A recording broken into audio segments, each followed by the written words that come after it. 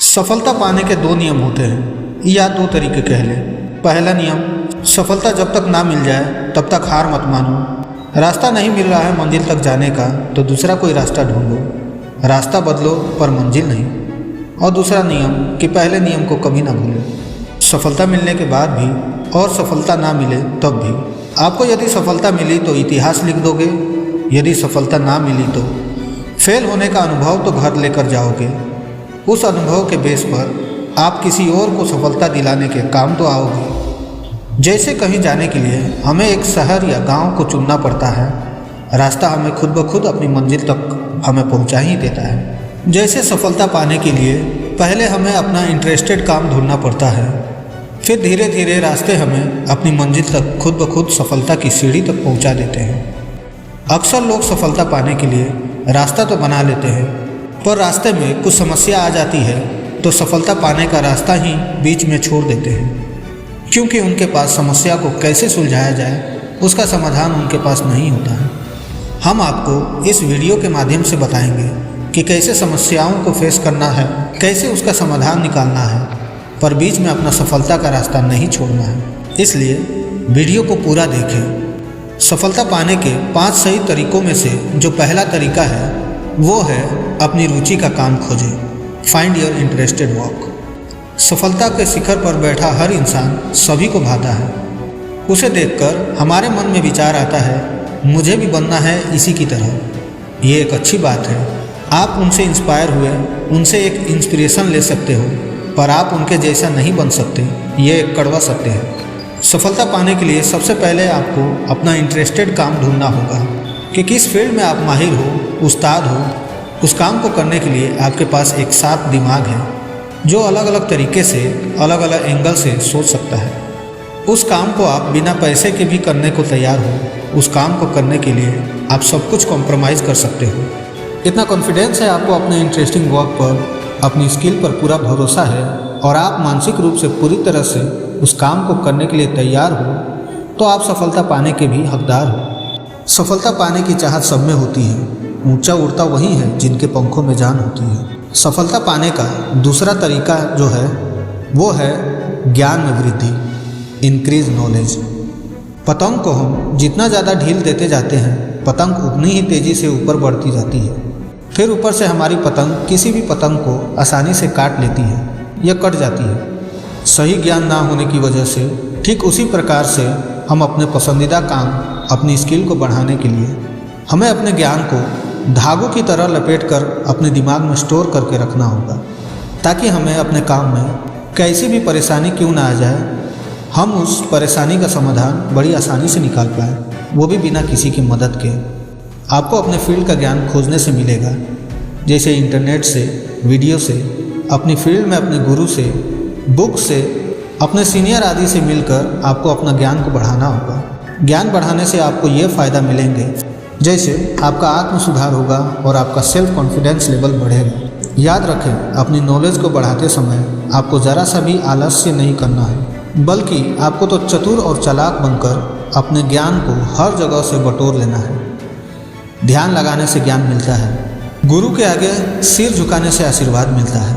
ज्ञान को सहेज के रखने से और समय समय पर इसका इस्तेमाल करने से सफलता के शिखर को आसानी से चूमा जा सकता है।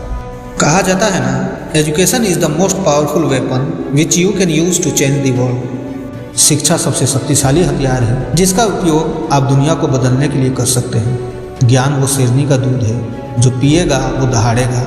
ध्यान लगाने से ज्ञान बढ़ता है। तीर से निकला हुआ बाण और ज्ञान से निकला हुआ समाधान कभी खाली नहीं जाता। तीसरा तरीका, एकाग्रता से काम करें। Work with concentration. पानी की तरह लगातार बहना होगा, चाहे राह में कितनी ही मुश्किलें क्यों ना आ जाए, उनसे टकराते हुए आपको लगातार आगे बढ़ता रहना होगा। ये दुनिया का नियम है। आप जब भी किसी से कोई सुझाव मांगने जाओगे, आपको वहाँ से निराशा ही हाथ मिलेगी। कुछ ही लोग होंगे जो आपके काम को समझेंगे और आपको आगे बढ़ने के लिए प्रेरित करेंगे। 90% केस में तो लोग आपको आगे बढ़ने ही नहीं देंगे, आपको डीमोटिवेट करेंगे, आपका कॉन्फिडेंस कम करेंगे।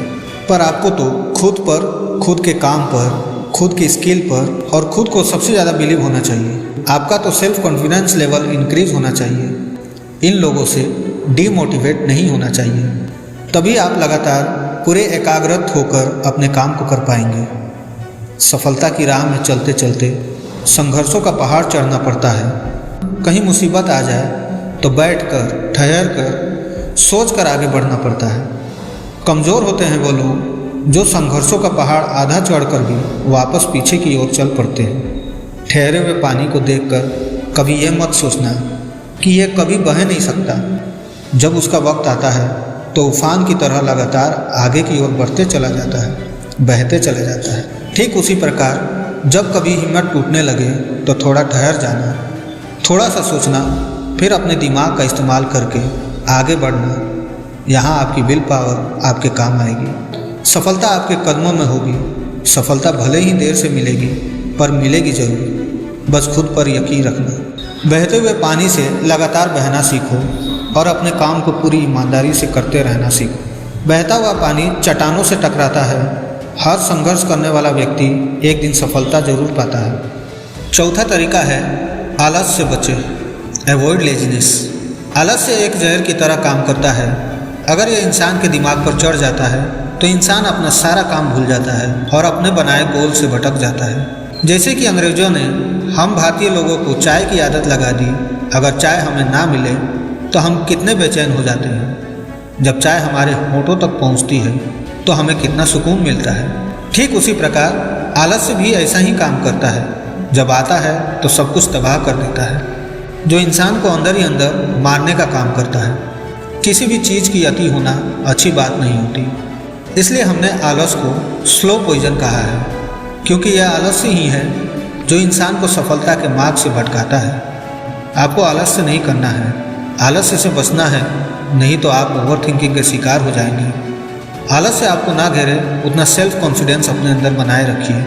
आत्म सुधार कीजिए, अपना और सफलता का रास्ता चुनिए, वरना यह आलस्य आपको कभी भी लाइफ में कामयाब नहीं होने देगा। आसमान में उड़ना चाहते हो तो पंखों को खोलना होगा। सफलता पाना चाहते हो तो आलस्य को छोड़ना होगा। जब आलस्य बढ़ने लगता है तो काम में मन नहीं लगता है। काम में मन उन्हीं का लगता है जिनमें आलस्य नहीं होता है। और पांचवा तरीका है व्याकुलता से बचें। Avoid distraction.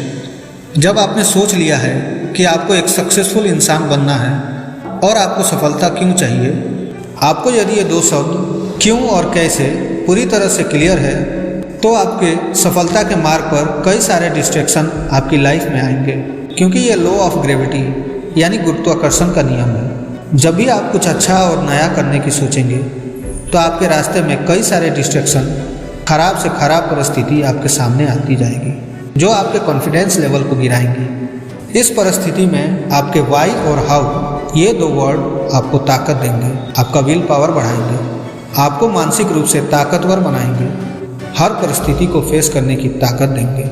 और यही सही समय होता है खुद को जानने का, खुद के कॉन्फिडेंस लेवल को चेक करने का। इस विकट परिस्थिति में या तो इंसान पूरी तरह से टूट जाता है और गिव अप करके अपना टारगेट गोल बदल लेता है और फिर अपनी सफलता का ख्वाब अधूरा छोड़ देता है। और दूसरी ओर जो इंसान डटकर हर डिस्ट्रैक्शन से लड़कर सहकर अपना पूरा काम पूरी ईमानदारी से करता है वो निखर जाता है और सफलता को पाता है। आप इन लाइनों को जरूर याद रखें। रास्ते में अकेला खड़ा हूँ, सफलता मुझे चाहिए इसलिए अकेला हूँ। फेस करूँगा हर डिस्ट्रैक्शन को, ख्वाब अपना पूरा करके दिखाऊँगा। संघर्षों का पहाड़ चीर कर दिखाऊँगा, इतिहास के पन्नों में नाम अपना दर्ज में करूँगा। सफलता को लिफ्ट से नहीं सीढ़ियों से चढ़ना मैंने सीखा है। हर डिस्ट्रैक्शन को हैंडल करना मुझे आता है। सफलता मुझे चाहिए इसलिए मेहनत करना मैंने सीखा है। तो दोस्तों, इस वीडियो में हमने सीखा कि कैसे सफलता को आसानी से हासिल किया जा सकता है कुछ आसान तरीकों का इस्तेमाल करके। हम आशा करते हैं कि आपको हमारा ये वीडियो ज़रूर पसंद आया होगा। अगर पसंद आया हो तो हमें कमेंट करके अपना सुझाव ज़रूर दें। ऐसी नई नई प्रेरणादायक मोटिवेशनल वीडियो के लिए हमारे चैनल को सब्सक्राइब करना ना भूलें, ताकि आप लोगों को समय समय पर हमारी नई मोटिवेशनल वीडियो मिलती रहे और आप उसका भरपूर लाभ उठाएं। वीडियो को देखने के लिए धन्यवाद। जय हिंद, जय भारत।